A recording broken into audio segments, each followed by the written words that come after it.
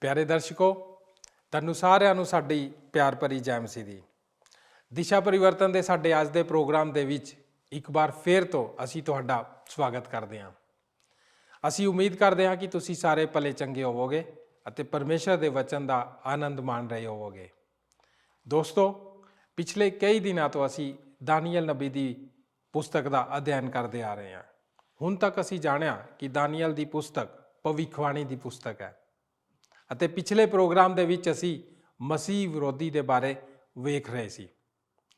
ਅਸੀਂ ਉਸ ਦੀਆਂ ਕੁਝ ਵਿਸ਼ੇਸ਼ਤਾਵਾਂ ਨੂੰ ਜਾਣਿਆ। ਅਸੀਂ ਜਾਣਿਆ ਕਿ ਕਿਵੇਂ ਉਹ ਸਾਰੇ ਸੰਸਾਰ ਦੇ ਉੱਤੇ ਬੜੀ ਚਲਾਕੀ ਦੇ ਨਾਲ ਕਬਜ਼ਾ ਕਰ ਲਏਗਾ ਅਤੇ ਮਸੀਹ ਵਿਸ਼ਵਾਸੀਆਂ ਦੇ ਉੱਤੇ ਅਤਿਆਚਾਰ ਕਰੇਗਾ। ਸਾਡੇ ਅੱਜ ਦੇ ਅਧਿਐਨ ਪ੍ਰੋਗਰਾਮ ਦੀ ਰੂਪਰੇਖਾ ਇਸ ਪ੍ਰਕਾਰ ਹੈ। ਨੰਬਰ 1, ਮਸੀਹ ਵਿਰੋਧੀ ਦਾ ਦਿਖਾਈ ਦੇਣਾ। ਇਸ ਦੇ ਵਿੱਚ ਅਸੀਂ ਸ਼ੁਰੂਆਤ ਨੂੰ ਵੇਖਾਂਗੇ ਕਿ ਉਹ ਪ੍ਰਗਟ ਹੋਣ ਤੋਂ ਬਾਅਦ ਆਪਣੀ ਸ਼ੁਰੂਆਤ ਕਿਵੇਂ ਕਰਦਾ ਹੈ। ਨੰਬਰ 2, ਅਸੀਂ ਵੇਖਾਂਗੇ ਕਿ ਸੰਸਾਰ ਕਿਵੇਂ ਮਸੀਹ ਵਿਰੋਧੀ ਦੀ ਸਤੁਤੀ ਆਰਾਧਨਾ ਕਰ ਰਿਹਾ। ਨੰਬਰ 3, ਅਸੀਂ ਮਸੀਹ ਵਿਰੋਧੀ ਦੀ ਤਾਕਤ ਦੇ ਬਾਰੇ ਜਾਣਕਾਰੀ ਨੂੰ ਹਾਸਿਲ ਕਰਾਂਗੇ। ਨੰਬਰ 4, ਅਖੀਰ ਦੇ ਵਿੱਚ ਅਸੀਂ ਇਸ ਦੇ ਸਾਰ ਦੇ ਉੱਤੇ ਗੌਰ ਕਰਾਂਗੇ। ਸੋ ਦੋਸਤੋ, ਆਓ ਬਿਨਾਂ ਸਮਾਂ ਗਵਾਏ ਆਪਣੇ ਪ੍ਰੋਗਰਾਮ ਦੀ ਸ਼ੁਰੂਆਤ ਕਰਦੇ ਹਾਂ।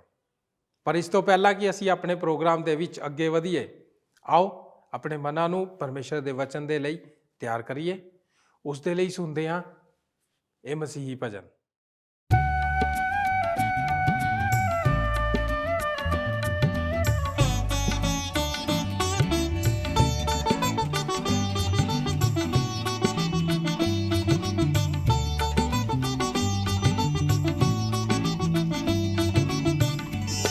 रहेगा नाम सदा तीकर मसीदा, रहेगा नाम सदा तीकर मसीदा, रहेगा जद तलक सूरज रहेगा, रहेगा जद तलक सूरज रहेगा।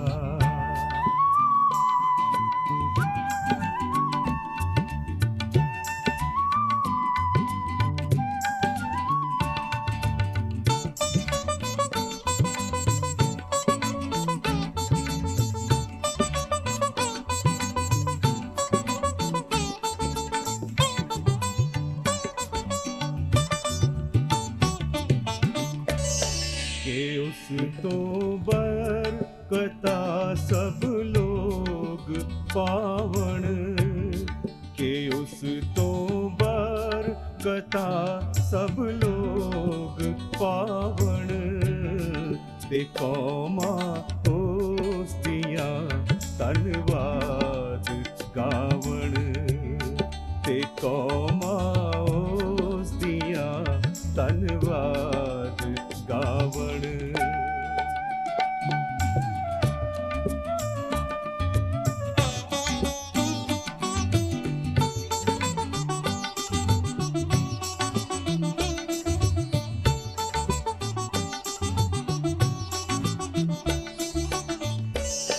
खुदा दा पाक ना है शान वाला, खुदा दा पाक ना है शान वाला, सदा तीकर मुबारक हो रहेगा, सदा तीकर मुबारक हो रहेगा।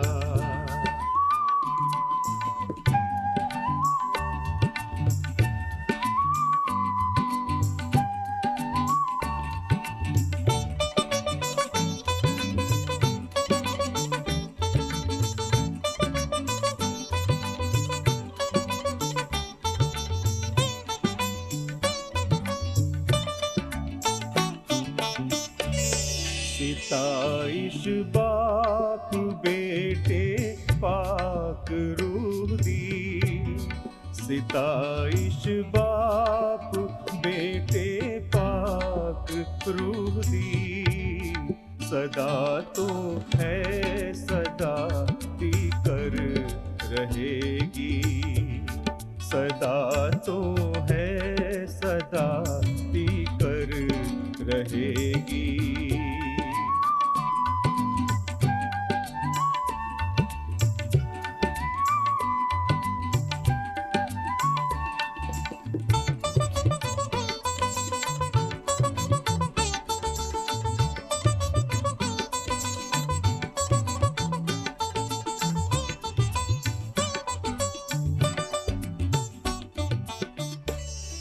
रहेगा नाम सदा तीकर मसीहा। ਸਰੋਤਾ ਦੋਸਤੋ, ਅੱਜ ਦੇ ਇਸ ਦਿਸ਼ਾ ਪਰਿਵਰਤਨ ਪ੍ਰੋਗਰਾਮ ਵਿੱਚ ਤੁਹਾਡਾ ਸਵਾਗਤ ਕਰਦਾ ਹਾਂ। ਅੱਜ ਦੇ ਵਚਨ ਦੀ ਰੂਪਰੇਖਾ ਇਸ ਪ੍ਰਕਾਰ ਹੈ। ਨੰਬਰ 1, ਮਸੀਹ ਵਿਰੋਧੀ ਦਾ ਦਿਸਣਾ, ਭਾਗ ਊੜਾ, ਉਸ ਦੀ ਸ਼ੁਰੂਆਤ। ਨੰਬਰ 1, ਰਾਜਨੀਤਿਕਤਾ ਨਾਲ। ਨੰਬਰ 2, ਰਾਸ਼ਟਰ ਦੇ ਸਮਾਨ। ਨੰਬਰ 3, ਪ੍ਰਾਥਮਤਾ ਨਾਲ। ਨੰਬਰ 4, ਈਸ਼ਵਰ ਦੀ ਇੱਛਾ ਨਾਲ। ਭਾਗ ਊੜਾ, ਉਸ ਦਾ ਭੈਭੀਤ ਕਰਨ ਵਾਲਾ ਵਿਵਹਾਰ। ਨੰਬਰ 2, ਮਸੀਹ ਵਿਰੋਧੀ ਦੀ ਸਤੂਤੀ ਆਰਾਧਨਾ। ਭਾਗ ਊੜਾ, ਉਸ ਦੀ ਸਤੂਤੀ ਦਾ ਕਾਰਨ। ਭਾਗ ਐੜਾ, ਉਸ ਦੀ ਸਤੂਤੀ ਦੀ ਕੀਰਤੀ। ਨੰਬਰ 1, ਉਸ ਦੇ ਅਨੋਖੇਪਨ ਦੀ ਉਹ ਸਤੂਤੀ ਕਰਨਗੇ। ਨੰਬਰ 2, ਉਹ ਉਸ ਦੀ ਵੀਰਤਾ ਦੀ ਸਤੂਤੀ ਕਰਨਗੇ। ਨੰਬਰ 3, ਉਹ ਉਸ ਦੀ ਆਰਥਿਕ ਨੀਤੀ ਦੀ ਸਤੂਤੀ ਕਰਨਗੇ।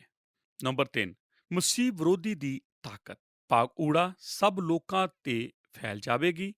ਭਾਗ ਐੜਾ, ਇਹ ਸਮੇਂ ਵਿੱਚ ਸੀਮਤ ਹੈ। ਸਾਰ, ਮੈਨੂੰ ਅਕਸਰ ਲੋਕ ਪੁੱਛਦੇ ਹਨ, ਭਵਿੱਖਬਾਣੀ ਨੂੰ ਜਾਣਨਾ ਕਿਉਂ ਜ਼ਰੂਰੀ ਹੈ? ਅਸੀਂ ਆਪਣਾ ਸਮੇਂ ਪੱਤਰੀਆਂ ਅਤੇ ਸੁਸਮਾਚਾਰ ਪੜ੍ਹਨ ਵਿੱਚ ਕਿਉਂ ਨਹੀਂ ਲਗਾਉਂਦੇ ਅਤੇ ਭਵਿੱਖਬਾਣੀ ਦੇ ਬਾਰੇ ਨਹੀਂ ਜਾਣਨਾ ਪੈਂਦਾ? ਤੁਸੀਂ ਇਹ ਜਾਣ ਕੇ ਹੈਰਾਨ ਹੋ ਸਕਦੇ ਹੋ, ਜੇ ਤੁਸੀਂ ਸ਼ਾਸਤਰ ਦੀ ਵਿਆਖਿਆ ਦੇ ਪ੍ਰਤੀ ਸਮਰਪਿਤ ਹੋ ਜਾਓ ਤਾਂ ਵੇਖੋਗੇ ਕਿ ਤੁਹਾਡੇ ਕੋਲ ਕੋਈ ਹੋਰ ਚੋਣ ਨਹੀਂ ਰਹਿੰਦੀ। ਬਾਈਬਲ ਦੇ 5ਵੇਂ ਹਿੱਸੇ ਵਿੱਚ ਸਿਰਫ ਭਵਿੱਖਬਾਣੀ ਹੈ ਅਤੇ ਇਸ 5ਵੇਂ ਹਿੱਸੇ ਦੇ ਤੀਸਰੇ ਹਿੱਸੇ ਵਿੱਚ ਯਿਸੂ ਦੇ ਦੂਸਰੇ ਅਗਮਾਨ ਦੇ ਬਾਰੇ ਭਵਿੱਖਬਾਣੀ ਹੈ। ਬਾਈਬਲ ਵਿੱਚ ਆਮ ਤੌਰ ਤੇ 660 ਭਵਿੱਖਬਾਣੀਆਂ ਹਨ। ਉਹਨਾਂ ਵਿੱਚੋਂ 333 ਭਵਿੱਖਬਾਣੀਆਂ ਯਿਸੂ ਦੇ ਬਾਰੇ ਹਨ। 109 ਭਵਿੱਖਬਾਣੀਆਂ ਯਿਸੂ ਦੇ ਪਹਿਲੇ ਅਗਮਾਨ ਤੇ ਪੂਰੀਆਂ ਹੋ ਚੁੱਕੀਆਂ ਹਨ ਅਤੇ 224 ਉਹਦੇ ਦੂਸਰੇ ਅਗਮਾਨ ਦੇ ਪੂਰੀਆਂ ਹੋ ਜਾਣਗੀਆਂ। ਬਾਈਬਲ ਵਿੱਚ ਕੁੱਲ 7959 ਐਤਾਂ ਹਨ। ਉਹਨਾਂ ਵਿੱਚੋਂ 330 ਐਤਾਂ ਯਿਸੂ ਦੇ ਦੂਸਰੇ ਆਗਮਨ ਦੇ ਬਾਰੇ ਹਨ। ਬਾਈਬਲ ਵਿੱਚ ਹਰ 25 ਐਤ ਵਿੱਚ ਇੱਕ ਐਤ ਯਿਸੂ ਦੇ ਦੂਸਰੇ ਆਗਮਨ ਦੇ ਬਾਰੇ ਦੱਸਦੀ ਹੈ।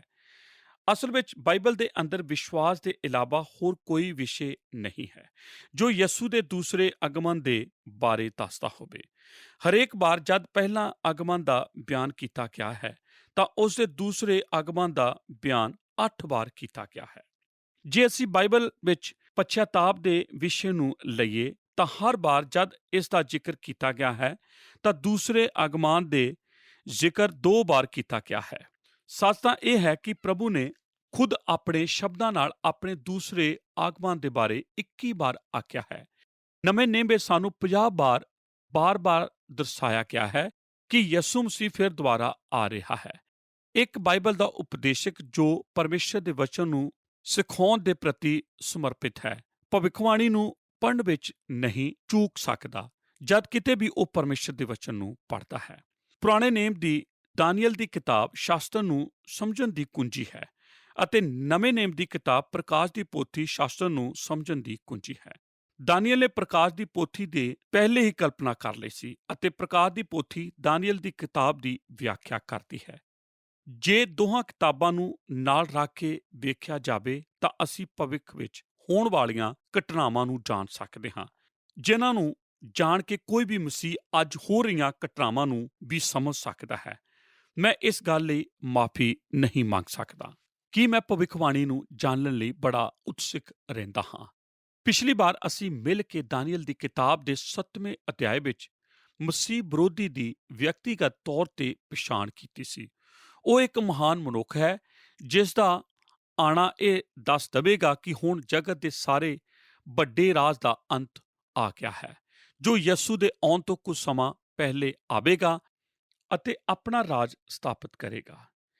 ਜਦ ਅਸੀਂ ਦਾਨੀਏਲ ਦੀ ਕਿਤਾਬ ਦਾ 7ਵਾਂ ਅਧਿਆਇ ਪੜ੍ਹਿਆ ਸੀ ਅਤੇ ਜਾਣ ਲਿਆ ਸੀ ਕਿ ਇਹ ਮਹਾਨ ਮਸੀਹ ਵਿਰੋਧੀ ਕਲਾ ਕੌਸ਼ਲ ਵਿੱਚ ਨਿਪੁੰਨ ਮਨੁੱਖ ਹੈ ਜੋ ਜਗਤ ਦੇ ਸਾਰੇ ਲੋਕਾਂ ਉੱਤੇ ਆਪਣਾ ਪ੍ਰਭਾਵ ਪਾ ਸਕਦਾ ਹੈ।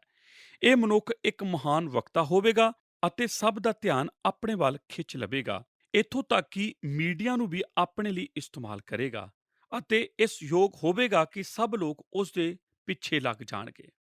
ਅਸੀਂ ਅੱਗੇ ਪੜ੍ਹਿਆ ਸੀ ਕਿ ਉਹ ਇੱਕ ਚਲਾਕ ਅਗੂਆ ਹੋਵੇਗਾ ਅਤੇ ਰਾਜਨੀਤੀ ਨਾਲ ਸਭ ਕੁਝ ਆਪਣੇ ਵੱਸ ਵਿੱਚ ਕਰ ਲਵੇਗਾ। ਉਹ ਇਸ ਯੋਗ ਹੋਵੇਗਾ ਕਿ ਸਾਰੇ ਰਾਜ ਨੂੰ ਭੈਭੀਤ ਕਰਕੇ ਸਭ ਨੂੰ ਇਕੱਠਾ ਕਰਕੇ ਮਜਬੂਰ ਕਰ ਦੇਵੇਗਾ ਕਿ ਉਹ ਉਸ ਦੀ ਲੀਡਰਸ਼ਿਪ ਨੂੰ ਸਵੀਕਾਰ ਕਰ ਲੈਣ। ਅਸੀਂ ਪੜ੍ਹਿਆ ਸੀ ਕਿ ਉਹ ਇੱਕ ਧਾਰਮਿਕ ਮਨੁੱਖ ਹੋਵੇਗਾ ਅਤੇ ਧਾਰਮਿਕ ਗੱਲਾਂ ਨੂੰ ਚੰਗੀ ਤਰ੍ਹਾਂ ਜਾਣਦਾ ਹੋਵੇਗਾ। ਉਹ ਪਰਮੇਸ਼ਰ ਦੇ ਨੇਮ ਦੀ ਨਿੰਦਾ ਕਰਦੇ ਹੋਏ ਦੁਨੀਆ ਵਿੱਚ ਇੱਕ ਨਵਾਂ ਧਰਮ ਪੈਦਾ ਕਰੇਗਾ ਜਿਸ ਨੂੰ ਲੋਕ ਖੁਸ਼ੀ ਨਾਲ ਸਵੀਕਾਰ ਕਰ ਲੈਣਗੇ, ਕਿਉਂ ਜੋ ਉਹ ਸਾਰੇ ਧਾਰਮਿਕ ਬੰਧਨ ਖਤਮ ਕਰ ਦੇਵੇਗਾ ਅਤੇ ਇੱਕ ਨਵੇਂ ਤਰੀਕੇ ਦੇ ਚਰਚ ਦੀ ਸ਼ੁਰੂਆਤ ਕਰੇਗਾ ਜਿਸ ਦੀ ਅਗਵਾਈ ਉਹ ਆਪ ਅਤੇ ਉਹਦੇ ਯੋਧਾ ਕਰਨਗੇ। ਅਸੀਂ ਪੜ੍ਹਿਆ ਸੀ ਕਿ ਉਹ ਇੱਕ ਜ਼ਾਲਮ ਮਨੁੱਖ ਹੋਵੇਗਾ। ਪਹਿਲਾਂ ਤਾਂ ਉਹ ਲੋਕਾਂ ਨਾਲ ਇੱਕ ਵਾਚਾ ਬਣੇਗਾ ਅਤੇ ਬਾਅਦ ਵਿੱਚ ਕਰਤੂਤਾਂ ਨਾਲ ਨੇਤਾਗਿਰੀ ਕਰੇਗਾ। ਅਸੀਂ ਬਾਈਬਲ ਵਿੱਚ ਪੜ੍ਹਿਆ ਸੀ ਕਿ ਉਹ ਬਹੁਤ ਸਾਰੇ ਯਹੂਦੀਆਂ ਨੂੰ ਮਾਰ ਦੇਵੇਗਾ ਅਤੇ ਉਸ ਦੇ ਆਦੇਸ਼ ਦੇ ਅਨੁਸਾਰ ਇੱਕ ਵੱਡੀ ਭੀੜ ਨੂੰ ਕਤਲ ਕਰ ਦਿੱਤਾ ਜਾਵੇਗਾ। ਉਹ ਇੱਕ ਜ਼ਾਲਮ ਅਗੂਆ ਹੋਵੇਗਾ। ਜਿਸ ਤਰ੍ਹਾਂ ਹੀ ਅਸੀਂ ਆਪਣੀ ਬਾਈਬਲ ਦੀ ਪ੍ਰਕਾਸ਼ ਦੀ ਪੋਥੀ ਅਧਿਆਇ 13 ਨੂੰ ਵੇਖਦੇ ਹਾਂ ਤਾਂ ਉਸ ਦੀ ਯੋਜਨਾ ਅਤੇ ਸੰਖੇਪ ਜੀਵਨੀ ਨੂੰ ਸਮਝ ਸਕਦੇ ਹਾਂ।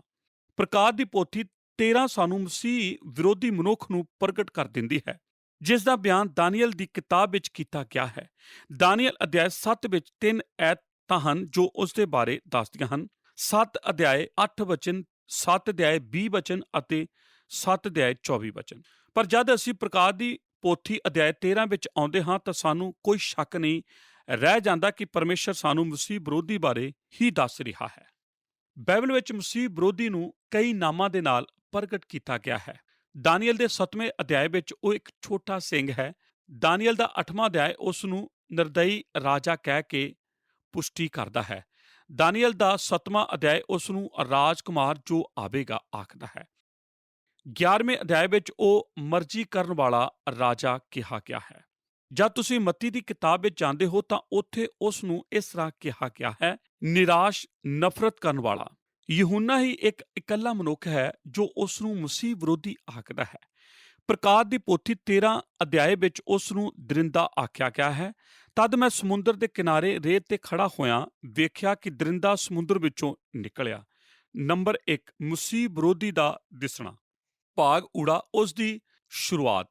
ਹੁਣ ਸ਼ਾਸਤਰ ਦੱਸਦਾ ਹੈ ਕਿ ਮਸੀਹ ਵਿਰੋਧੀ ਦੀ ਸ਼ੁਰੂਆਤ ਦਾ ਰੂਪ ਸਾਹਮਣੇ ਆ ਗਿਆ ਹੈ। ਸਭ ਤੋਂ ਪਹਿਲਾਂ ਮੈਂ ਚਾਹੁੰਦਾ ਹਾਂ ਕਿ ਤੁਸੀਂ ਉਸ ਦੀ ਅਪਤਕ ਸ਼ੁਰੂਆਤ ਨੂੰ ਧਿਆਨ ਨਾਲ ਸਮਝੋ। ਮੈਂ ਵਿਸ਼ਵਾਸ ਕਰਦਾ ਹਾਂ ਕਿ ਤੁਹਾਨੂੰ ਯਾਦ ਹੋਵੇਗਾ ਦਾਨੀਏਲ 7 ਅਧਿਆਇ 8 ਵਿੱਚ ਅਸੀਂ 10 ਸਿੰਘ ਦੇ ਬਾਰੇ ਪੜ੍ਹਿਆ ਸੀ ਜੋ ਰੋਮ ਰਾਜ ਦੇ ਸਰੂਪ ਨੂੰ ਦਰਸਾਉਂਦੇ ਸਨ। ਇਹ 10 ਸਿੰਘ 10 ਰਾਜ ਦੇ ਸਮੂਹ ਨੂੰ ਪ੍ਰਗਟ ਕਰਦੇ ਹਨ ਜੋ ਰੋਮ ਰਾਜ ਦੇ ਧਰਤੀ ਉੱਤੇ ਆਖਰੀ ਸਰੂਪ ਹੋਵੇਗਾ।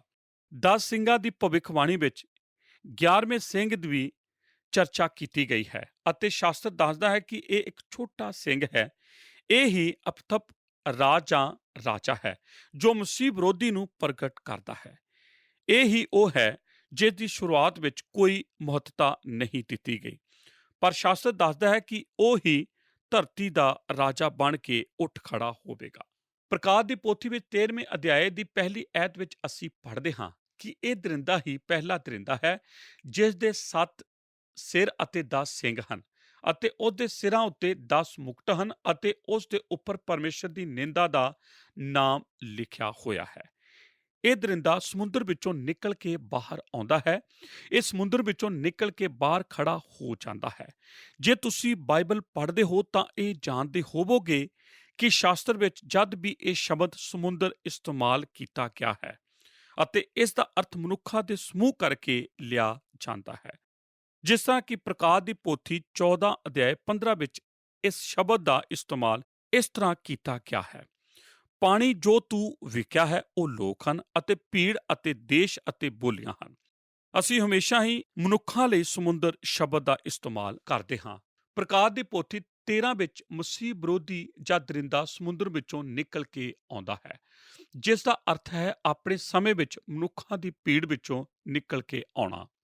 ਉਸ ਦਾ ਆਉਣਾ ਜਗਤ ਵਿੱਚ ਇਹ ਪ੍ਰਗਟ ਨਹੀਂ ਕਰਦਾ ਕਿ ਉਹ ਕੌਣ ਹੈ। ਇਸ ਤਰ੍ਹਾਂ ਉਹ ਆਪਣੇ ਆਪ ਨੂੰ ਅਬ ਤੱਕ ਰੱਖਦਾ ਹੈ ਅਤੇ ਆਪਣੇ ਛੁਪੇ ਹੋਏ ਮਕਸਦ ਨੂੰ ਪੂਰਾ ਕਰਨ ਲਈ ਆਪਣਾ ਕੰਮਕਾਜ ਸ਼ੁਰੂ ਕਰਦਾ ਹੈ। ਨੰਬਰ 1, ਰਾਜਨੀਤਿਕਤਾ ਨਾਲ।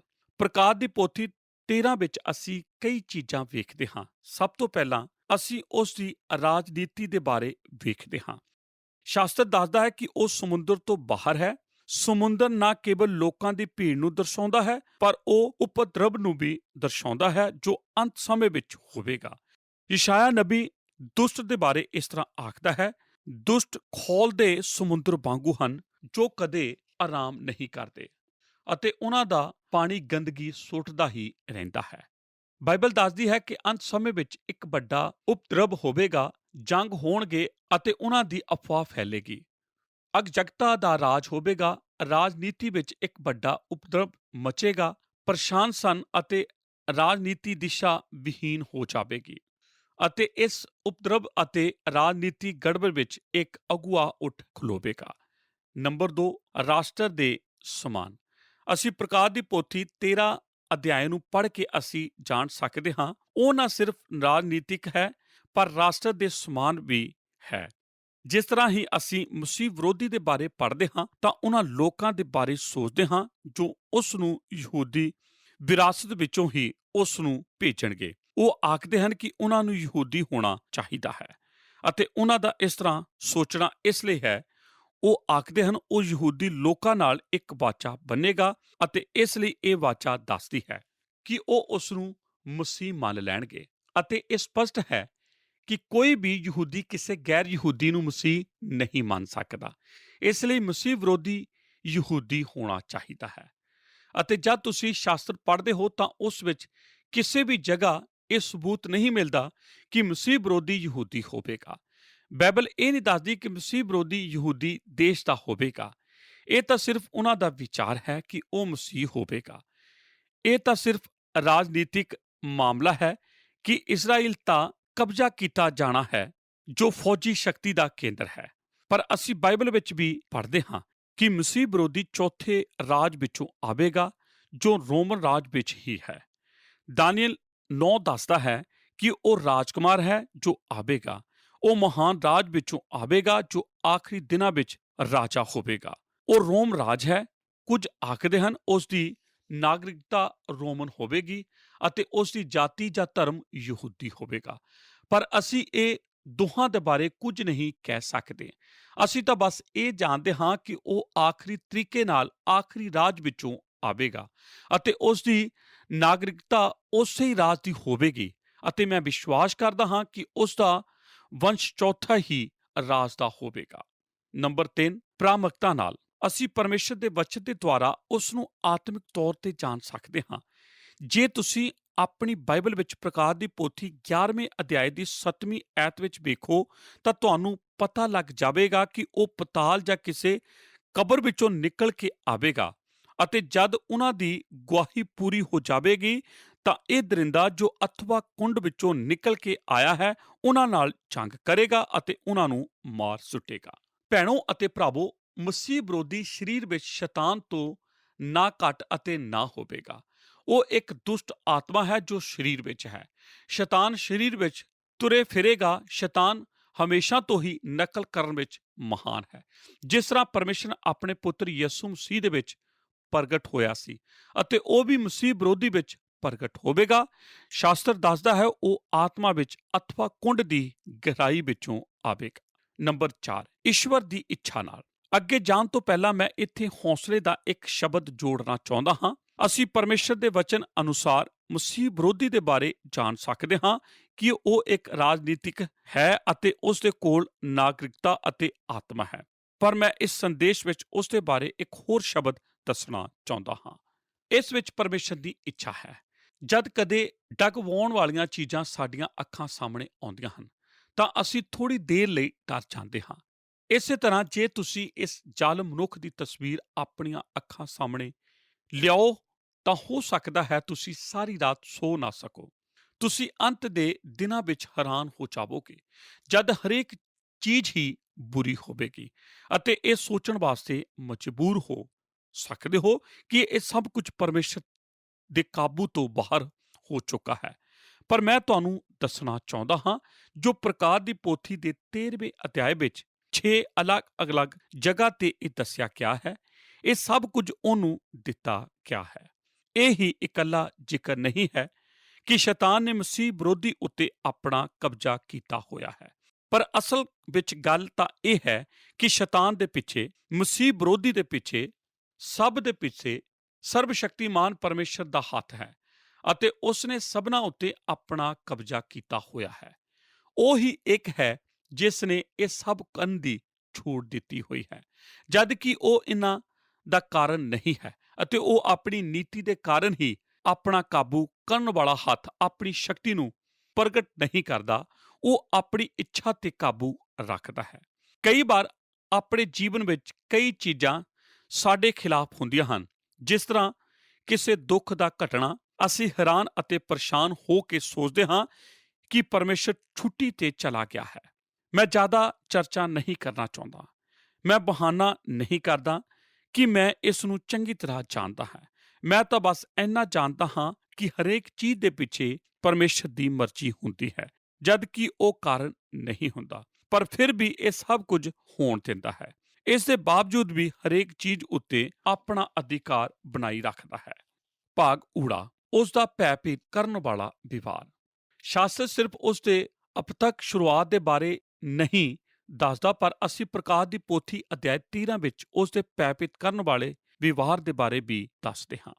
ਇਹ ਉਹ ਮਨੁੱਖ ਹੈ ਜੋ ਸ਼ੁਰੂ ਵਿੱਚ ਹੀ ਭੈਭੀਤ ਕਰਨ ਵਾਲਾ ਨਜ਼ਰ ਆਉਂਦਾ ਹੈ। ਇਸ ਦੇ ਬਾਰੇ ਅਸੀਂ ਜਲਦੀ ਇਸ ਨੂੰ ਸਮਝਾਂਗੇ। ਸ਼ਾਸਤਰ ਦੱਸਦਾ ਕਿ ਉੱਥੇ ਇੱਕ ਦਰਿੰਦਾ ਸਮੁੰਦਰ ਵਿੱਚੋਂ ਬਾਹਰ ਨਿਕਲ ਕੇ ਆਉਂਦਾ ਹੈ ਅਤੇ ਉਸ ਦੇ 7 ਸਿਰ ਅਤੇ 10 ਸਿੰਗ ਹਨ। ਹੁਣ ਤੁਹਾਨੂੰ ਕੁਝ ਹੋਰ ਜਾਣਨ ਦੀ ਜ਼ਰੂਰਤ ਨਹੀਂ ਰਹਿ ਜਾਂਦੀ ਕਿ ਸਿਵਾਏ ਇਸ ਦੇ ਕਿ ਉੱਥੇ ਕੌਣ ਹੈ। ਉਹ ਇੱਕ ਭਿਆਨਕ ਜੀਵ ਹੈ। ਜੇ ਤੁਸੀਂ 7 ਸਿਰਾਂ ਦਾ ਮਤਲਬ ਸਮਝਣਾ ਚਾਹੁੰਦੇ ਹੋ ਤਾਂ ਪ੍ਰਕਾਸ਼ ਦੀ ਪੋਥੀ ਦਾ 17ਵਾਂ ਅਧਿਆਇ ਕੱਢੋ। ਇਸ ਦੀ 9ਵੀਂ ਐਤ ਸਾਨੂੰ ਦੱਸਦੀ ਹੈ, ਸਮਝਦਾਰ ਬੁੱਧ ਦਾ ਮੌਕਾ ਇੱਥੇ ਹੀ ਹੈ। ਇਹ 7 ਟਿੱਲੇ ਹਨ ਜਿੱਥੇ ਤੀਵੀਂ ਉਹਨਾਂ ਉੱਤੇ ਬੈਠੀ ਹੋਈ ਹੈ।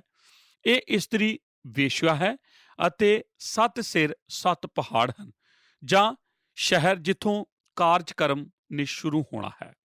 ਬਹੁਤ ਲੋਕ ਹਨ ਜੋ ਦੱਸਦੇ ਹਨ ਕਿ 7 ਸਿਰ ਰੋਮ ਦੇ 7 ਰਾਜਿਆਂ ਨੂੰ ਵਾਰੀ-ਵਾਰੀ ਦਰਸਾਉਂਦੇ ਹਨ, ਜਿਨ੍ਹਾਂ ਵਿੱਚੋਂ ਮਸੀਹ ਵਿਰੋਧੀ ਆਖਰੀ ਹੋਵੇਗਾ। ਤੁਸੀਂ ਇਸ ਦੇ ਬਾਰੇ ਭਾਵੇਂ ਕੁਝ ਵੀ ਸੋਚਦੇ ਰਹੋ, ਪਰ ਸ਼ਾਸਤਰ ਦੱਸਦਾ ਹੈ ਇਹ ਇੱਕ ਸ਼ਰਧਾਪੂਰਨ ਭੈ ਪੈਦਾ ਕਰਨ ਵਾਲਾ ਮਨੁੱਖ ਹੋਵੇਗਾ। ਉਸ ਦੇ 10 ਸਿੰਗ ਹਨ ਜੋ ਉਸ ਦੇ ਸਿਰ ਉੱਪਰ ਲੱਗੇ ਹੋਏ ਹਨ। ਸਾਨੂੰ ਇਸ ਬਾਰੇ ਜਰਾ ਵੀ ਸ਼ੱਕ ਨਹੀਂ ਕਰਨੀ ਚਾਹੀਦੀ ਕਿ ਪ੍ਰਕਾਸ਼ ਦੀ ਪੋਥੀ 17 ਅਧਿਆਏ ਵਿੱਚ ਲਿਖਿਆ ਹੋਇਆ ਹੈ ਕਿ 10 ਸਿੰਘ 10 ਰਾਜੇ ਹਨ ਜਾਂ 10 ਰਾਜ। ਇਹ ਦਰਿੰਦਾ 10 ਦੇਸ਼ਾਂ ਦੇ ਸਮੂਹ ਦੇ ਨਾਲ ਮਿਲਿਆ ਹੋਇਆ ਹੈ। ਆਖਰੀ ਅਤੇ ਪੂਰਾ ਰੋਮ ਰਾਜ ਦਾ ਸਰੂਪ, ਸਿਰਾਂ ਦੇ ਉੱਤੇ ਪਰਮੇਸ਼ਰ ਦੀ ਨਿੰਦਾ ਦਾ ਨਾਮ ਲਿਖਿਆ ਹੋਇਆ ਹੈ। ਸ਼ਾਸਤਰ ਦੀ ਦੂਸਰੀ ਐਤ ਸਾਨੂੰ ਦੱਸਦੀ ਹੈ ਇਹ ਦਰਿੰਦਾ ਚਿੱਤੇ ਵਰਗਾ ਨਜ਼ਰ ਆਉਂਦਾ ਹੈ, ਜਿਸ ਦੇ ਪੈਰ ਰਿਛ ਵਰਗੇ ਅਤੇ ਉਸ ਦਾ ਮੂੰਹ ਸ਼ੇਰ ਵਰਗਾ ਹੈ। ਹੁਣ ਅਸੀਂ ਥੋੜੀ ਦੇਰ ਲਈ ਆਰਾਮ ਕਰਦੇ ਹਾਂ। ਤੁਹਾਨੂੰ ਯਾਦ ਹੋਵੇਗਾ ਜਦ ਅਸੀਂ ਦਾਨੀਏਲ ਦੇ 7ਵੇਂ ਅਧਿਆਇ ਨੂੰ ਪੜ੍ਹਿਆ ਸੀ। ਸ਼੍ਰੋਤਾ ਦੋਸਤੋ, ਇਹ ਸਨ ਡਾਕਟਰ ਡੇਵਿਡ ਜ਼ਰਮੀਆ, ਜਿਨ੍ਹਾਂ ਤੋਂ ਅਸੀਂ ਦਾਨੀਏਲ ਦੀ ਜੀਵਨ ਦੀਆਂ ਵਿਸ਼ੇਸ਼ਤਾਵਾਂ ਤੇ ਧਿਆਨ ਦਿੱਤਾ ਹੈ ਕਿ ਪਰਮੇਸ਼ਵਰ ਦੀ ਯੋਜਨਾ ਛੁਟਕਾਰੇ ਦੀ ਯੋਜਨਾ ਹੈ। ਜਿਹੜੇ ਉਹਦੇ ਉੱਤੇ ਵਿਸ਼ਵਾਸ ਰੱਖਦੇ ਹਨ, ਰੱਬ ਉਹਨਾਂ ਨੂੰ ਆਸ਼ੀਸ਼ ਦਿੰਦਾ ਹੈ। ਅਸੀਂ ਆਸ ਕਰਦੇ ਹਾਂ ਤੁਸੀਂ ਇਸ ਵਚਨਾਂ ਦੇ ਦੁਆਰਾ ਜ਼ਰੂਰ ਆਸ਼ੀਸ਼ ਪਾਈ ਹੋਵੇਗੀ। ਸਾਨੂੰ ਲਿਖ ਕੇ ਜ਼ਰੂਰ ਭੇਜੋ। ਪਿਆਰੇ ਦਰਸ਼ਕੋ, ਤੁਹਾਡਾ ਸਭਨਾਂ ਦਾ ਬਹੁਤ-ਬਹੁਤ ਧੰਨਵਾਦ ਕਿ ਤੁਸੀਂ ਆਪਣਾ ਕੀਮਤੀ ਸਮਾਂ ਕੱਢ ਕੇ ਸਾਡੇ ਨਾਲ ਇਸ ਪ੍ਰੋਗਰਾਮ ਦੇ ਵਿੱਚ ਸ਼ਾਮਿਲ ਹੋਏ। ਦੋਸਤੋ, ਅਸੀਂ ਦਾਨੀਏਲ ਨਬੀ ਦੀ ਪੁਸਤਕ ਦੇ ਅਧਿਐਨ ਕਰ ਰਹੇ ਸੀ। ਸਾਡੇ ਅੱਜ ਦੇ ਪ੍ਰੋਗਰਾਮ ਦੇ ਵਿੱਚ ਅਸੀਂ ਜਾਣਿਆ ਕਿ ਬਾਈਬਲ ਬਾਣੀ ਦੇ ਵਿੱਚ ਆਮ ਤੌਰ ਤੇ 660 ਭਵਿੱਖਬਾਣੀਆਂ ਹਨ। ਇਹਨਾਂ ਵਿੱਚੋਂ 333 ਭਵਿੱਖਬਾਣੀਆਂ ਪ੍ਰਭੂ ਯਿਸੂ ਮਸੀਹ ਜੀ ਦੇ ਬਾਰੇ ਹਨ। 109 ਭਵਿੱਖਬਾਣੀਆਂ ਯਿਸੂ ਜੀ ਦੇ ਪਹਿਲੇ ਆਗਮਨ ਤੋਂ ਪੂਰੀਆਂ ਹੋ ਚੁੱਕੀਆਂ ਅਤੇ 224 ਭਵਿੱਖਬਾਣੀਆਂ ਉਸ ਦੇ ਦੂਜੀ ਵਾਰ ਆਉਣ ਵੇਲੇ ਪੂਰੀਆਂ ਹੋ ਜਾਣਗੀਆਂ।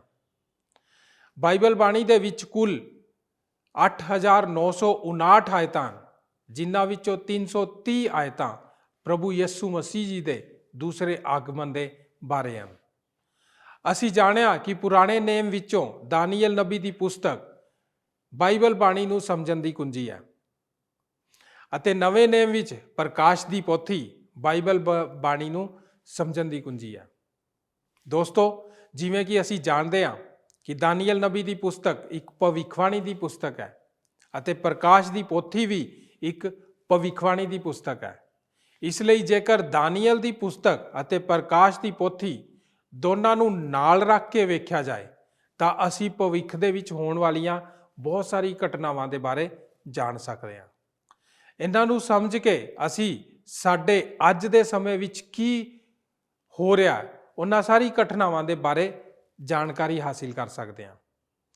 ਮਸੀਹ ਵਿਰੋਧੀ ਪ੍ਰਭੂ ਯਿਸੂ ਜੀ ਦੇ ਦੁਬਾਰਾ ਆਉਣ ਤੋਂ ਪਹਿਲਾਂ ਆਏਗਾ ਅਤੇ ਆਪਣਾ ਰਾਜ ਸਥਾਪਿਤ ਕਰੇਗਾ।